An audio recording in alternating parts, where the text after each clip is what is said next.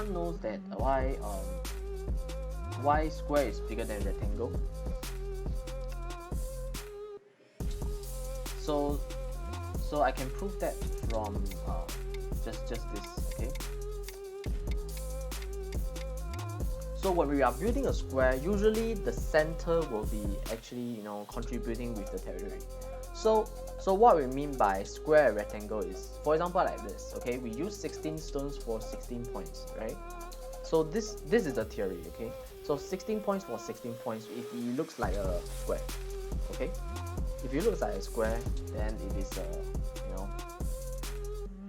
wow, I slow down the volume. Okay, so if this is a square using 16 stones for 16 territories, so 16 stones for 16 territories, 16 points, okay.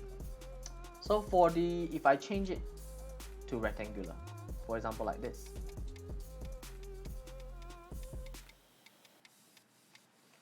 okay, so you will realize that, hey, I'm using a 16 stones for 15 points now, if it becomes a bit rectangular. So there's a 1 point difference, smaller, and 1 point lesser, okay? So what if I make it more rectangular? I think I have do this before, but I just want to repeat that because this is very interesting. So now, I'm still using 16 stones, but it is more rectangular. It's more rectangular.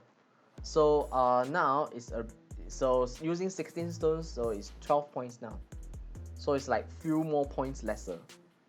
Okay, so this is like few more points lesser. Okay, so how about this? If I make it very rectangular.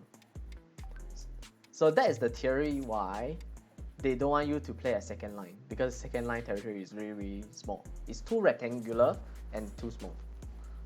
So in this case, is using 16 stones again, but with 7 territories only. So this proves that if the territory is more rectangular, okay, if the territory is more and more rectangular, it will be smaller and smaller and smaller. So when we try to build territories, we try to build in a very squarish manner. Okay, if you want to build a territory, square is bigger than rectangle. Okay, what we can say, square is more efficient than rectangular. So now we know some theory about opening, corner, side, center theory, which everyone knows.